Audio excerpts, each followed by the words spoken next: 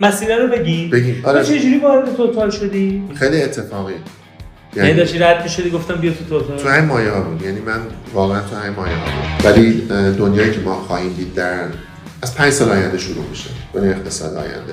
شبیه هیچ چیزی که ما تا امروز پیش بینی می‌کنیم نیست. حالا من یه بیزینس ایرانی ام. اینو میشنوم میگم چه خوب ما هم بریم به اینو نگاش.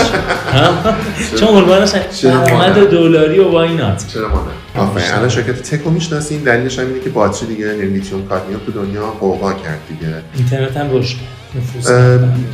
اگه از من بپرسی به نظرم نفوذ اینترنت توی تغییر صنایع انقدر تاثیر نداشته که رشد منبع انرژی.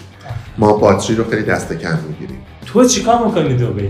تخم اولیه، نطفه اولیه یک بیزنس اینترنشنال رو براشون درست می‌کنم.